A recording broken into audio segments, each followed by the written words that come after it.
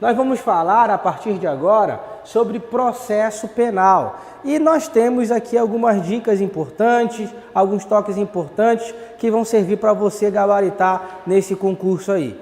Inicialmente, o que é o processo penal? O processo penal tem um conceito aqui, se você for verificar o conceito de processo penal, didaticamente pode-se falar que é um ramo do direito público, certo? Que tem ali principalmente a finalidade de aplicar o direito material, de pôr em prática o direito material penal. Então é um ramo do direito público que tem a finalidade de aplicar, pôr em prática o direito material penal. Os senhores devem lembrar que existe o direito penal e existe o direito processual penal. Por mais que sejam autônomas essas disciplinas, elas estão interligadas. Por quê? Porque o direito penal vai prever condutas, vai prever proibições, e o direito processual penal, por intermédio principalmente do processo, vai estar ali aplicando aquela pena, aplicando aquela conduta a quem quer que tenha praticado. Beleza? Então o conceito de direito processual penal é esse. Outro ponto importante, outra dica importante que eu passo aos senhores, são os sistemas processuais que podem aqui ser aplicados ao processo penal brasileiro. Nós temos três principais espécies de sistemas processuais: o sistema inquisitorial, o sistema acusatório e o sistema misto. O inquisitorial é aquele que as funções se confundem, as funções ali recaem sobre uma única pessoa. O mesmo órgão que investiga também acusa e também julga. A rainha das provas era a confissão, e isso são detalhes importantes da inquisitoriedade. A inquisitoriedade, via de regra, não é aplicada ao sistema brasileiro processual. E o interessante, com a figura do juiz das garantias, pela lei recente de aplicação, a lei 13.964 de 2019, que inclusive para o juiz de garantia está suspenso, prevê que para o sistema processual brasileiro deve ser aplicado o acusatório. Então vejam bem, qual é o sistema processual penal brasileiro? É o sistema acusatório. E qual é aqui então a grande característica do sistema acusatório? É simples, as figuras e as funções são diferenciadas. Você tem a figura daquele que investiga, a figura daquele que acusa, a figura daquele que julga. Todas essas figuras em órgãos ou pessoas diferentes, não se confundem. E outra coisa, quando você verifica, o réu aqui tem muito mais direitos e garantias. Por quê? Esse réu agora vai ter aqui o direito ao contraditório, à ampla defesa e a todos os outros princípios constitucionais atinentes a seu direito. Tranquilo? Então nós temos um sistema processual acusatório no direito processual penal brasileiro. Tudo bem? Diante disso, é importante nós sabermos aqui também a verificação dessa lei penal, a aplicação dessa lei penal. Por isso, nós vamos entrar em um tema que muito cai em prova de concurso, que é a aplicação da lei processual no espaço e a aplicação da lei processual no tempo. Tempo e espaço. Espaço e tempo são importantes. Por quê? Porque a lei processual vai ser aplicada em determinado lugar e em um determinado momento. E eu preciso saber qual é esse lugar, qual é a dimensão, quais são os contornos desse lugar e também quando vai ser aplicada essa lei processual.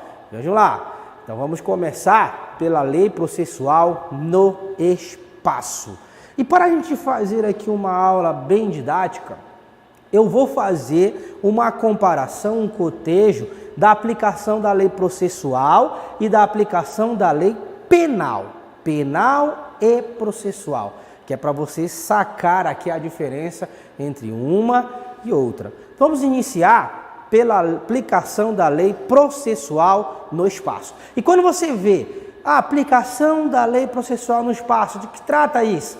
Trata-se da aplicação em determinado território, em determinado lugar. Espaço é território, espaço é lugar. Então, a lei processual será aplicada em determinado lugar ou território.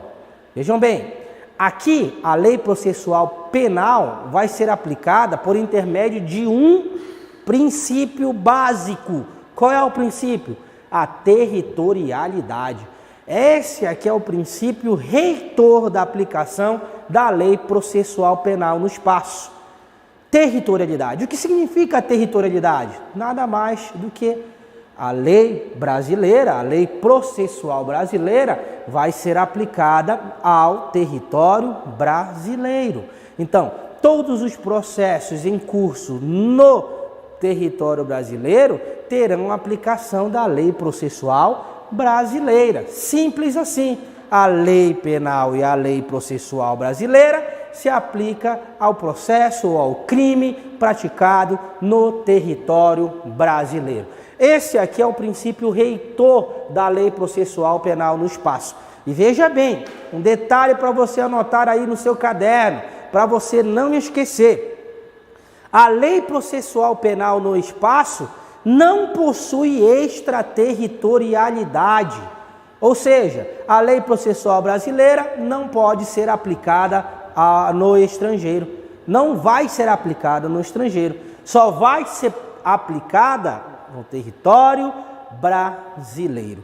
E agora sim, fazendo um cotejo com a lei penal no espaço, veja bem, então estava falando sobre a lei processual no espaço.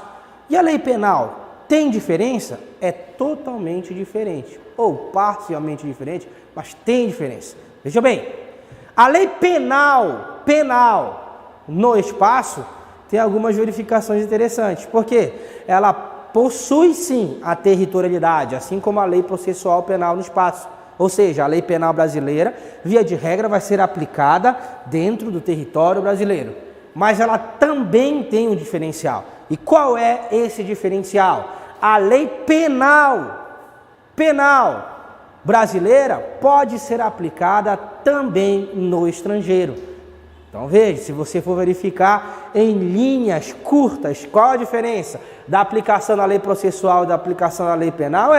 A lei penal aplica tanto ao território brasileiro como se aplica no estrangeiro.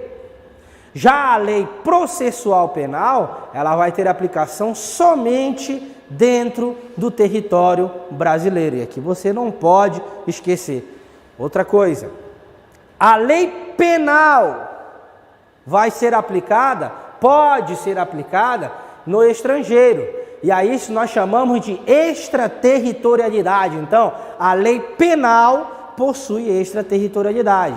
Mas e a lei processual? Essa aqui não possui extraterritorialidade. Tranquilo? Então, só fazendo aqui uma observação importante para os senhores. Outro detalhe interessante. Apesar da lei processual penal ter aplicação no território brasileiro, então o território brasileiro é ali o campo de aplicação da lei processual e somente esse campo, você também tem que saber que existem algumas ressalvas quanto a essa aplicação. Algumas ressalvas importantes que estão lá no artigo 1º do Código de Processo Penal. Então, se você está acompanhando aí pelo Código de Processo Penal, acompanha comigo a partir do artigo 1º, que diz: o processo penal reger-se-á em todo o território brasileiro por esse código. Nós já falamos, olha só, lei processual penal, territorialidade, somente se aplica no território brasileiro. Ressalvadas, e aí vem as famosas ressalvas, ou seja, quando que a lei processual, mesmo dentro do território brasileiro, não será aplicada. É isso que quer dizer essas ressalvas. Quando o processo penal, mesmo dentro do território brasileiro, não será aplicada. Primeira hipótese. Então, ali, ó, vai anotando. Onde você está vendo ressalva? Você está vendo aqui ressalva? Você vai anotando as hipóteses a partir de agora aqui embaixo. Então, vai lá. Anota a primeira ressalva. Vamos lá. Primeira ressalva: tratados, convenções e regras de direito internacional. Então vejam bem, tratados, convenções e regras de direito internacional. Por que essa ressalva? E aqui você deve, quando você ouvir falar em tratados, convenções e regras de direito internacional, você deve sempre lembrar de quê? De imunidade diplomática. Então, camarada que possui imunidade diplomática, vou até colocar aqui embaixo para você não esquecer, tratados e convenções, e vou colocar embaixo, imunidade diplomática, tá? Porque quem possui imunidade diplomática não tem aplicação das regras do território em que ele se encontra. Ele tem aplicação das suas leis de origem.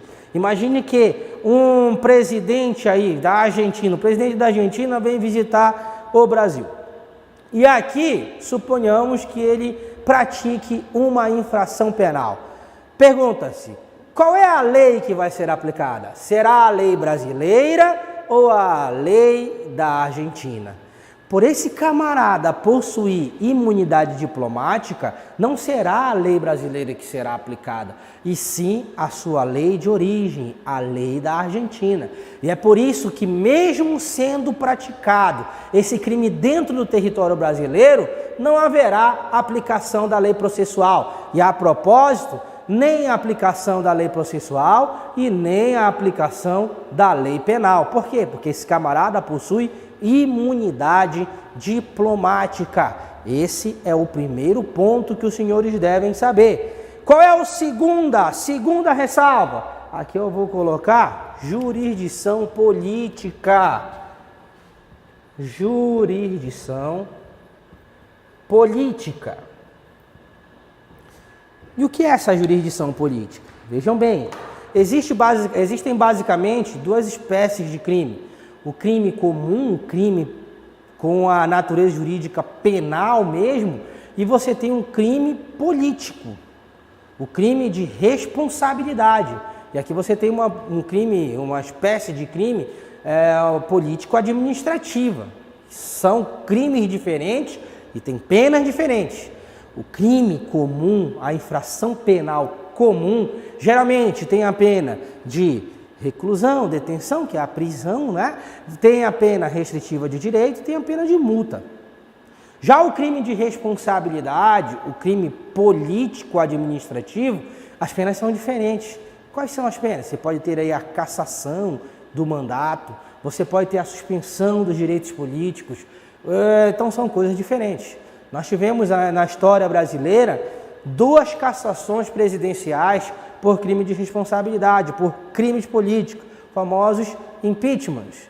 Você pode lembrar, e quem lembra, quem não lembra com certeza já estudou. Um é recente, o outro já faz um tempinho. O primeiro foi o Fernando Collor de Mello e a segunda presidente a ser impeachmentada foi a Dilma Rousseff. Então vejam bem, eles responderam por um crime de responsabilidade e isso levou ao impeachment presidencial. É aqui, olha, que nós estamos. E quando isso acontece, não aplica a lei processual penal brasileira. Vai aplicar a lei específica, vai aplicar a Constituição, vai aplicar o regimento interno do Congresso, a depender da situação, mas não aplica a lei processual penal.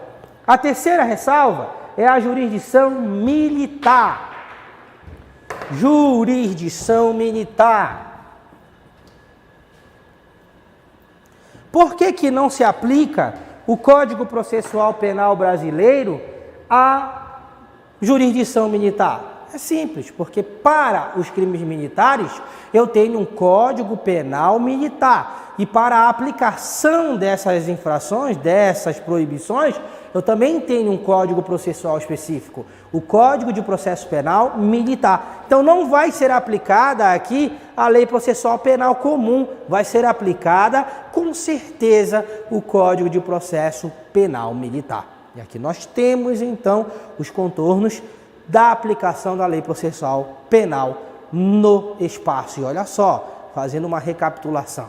A lei processual penal no espaço, você vai verificar que o princípio reitor é a territorialidade. Então, somente vai ser aplicado ao território brasileiro.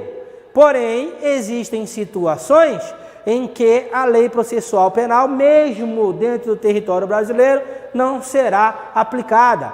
Por exemplo, quando for caso regido por tratado, convenção ou regra de direito internacional, quando for uma jurisdição política e quando também a jurisdição for militar. Olha só, existem alguns incisos que já foram revogados do artigo 1º, acompanhe aí no seu Código de Processo Penal. O inciso 4º e o inciso 5º foram sim revogados, certo? Por isso não cai aqui como ressalva na sua prova.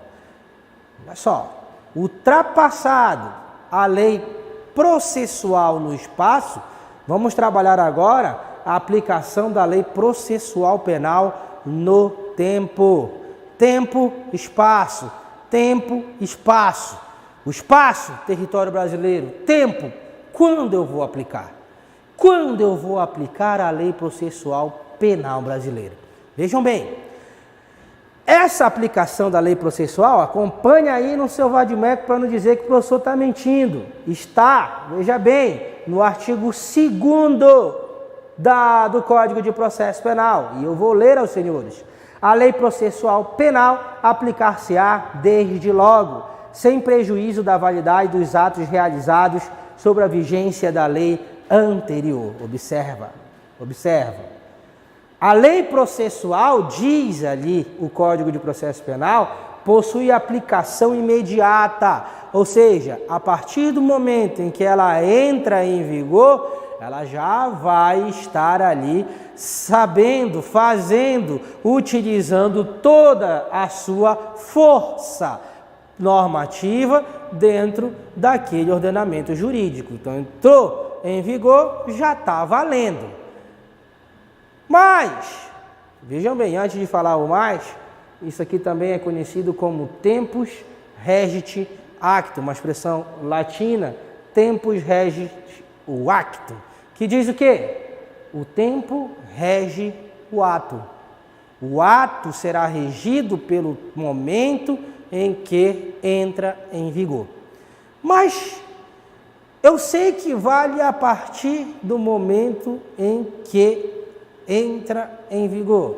Mas os atos anteriores já realizados, eles precisam ser repetidos?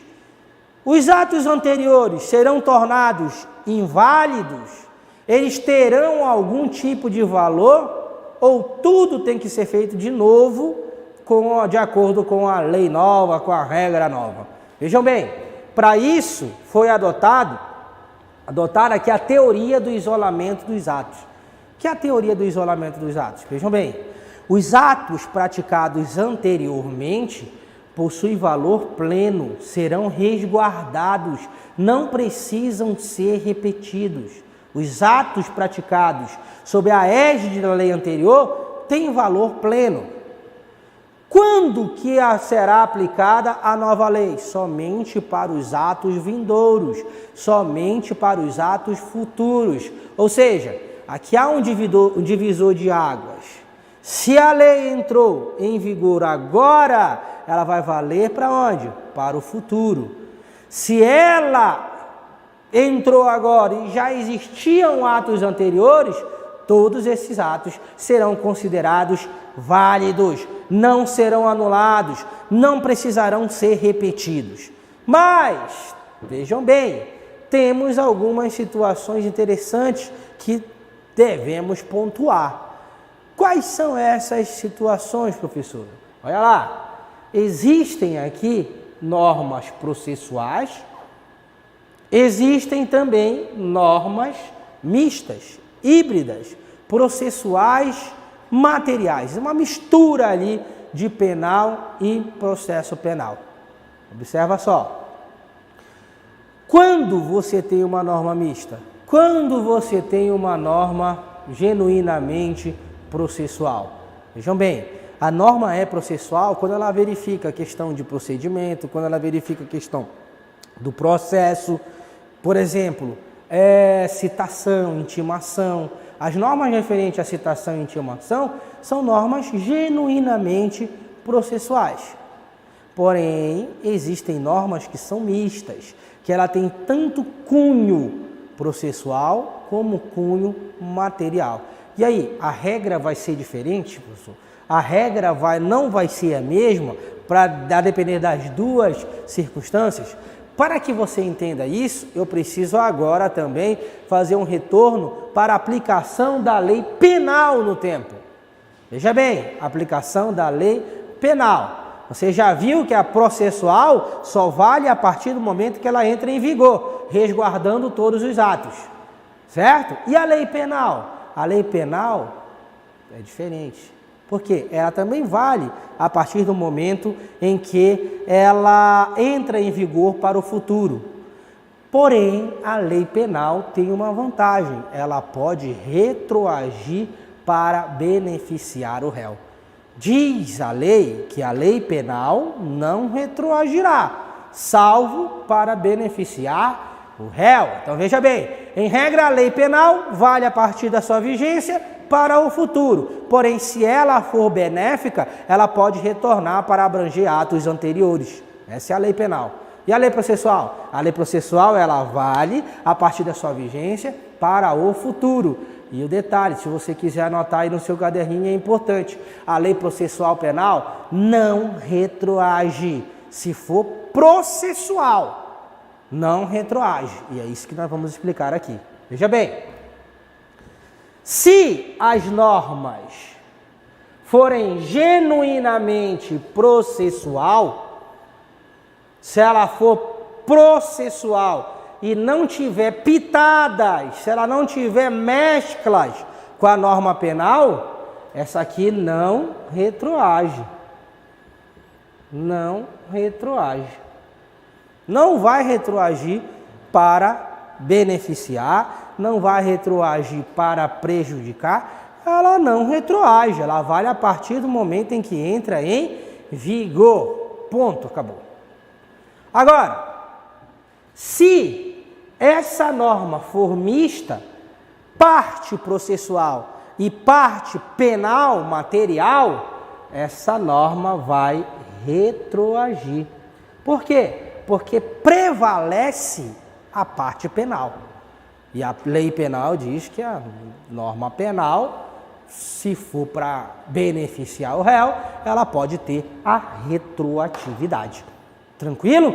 Então, muito cuidado com isso aqui. Ia colocar outra classificação, mas para não complicar muito, eu preferi trazer essas duas aqui principais.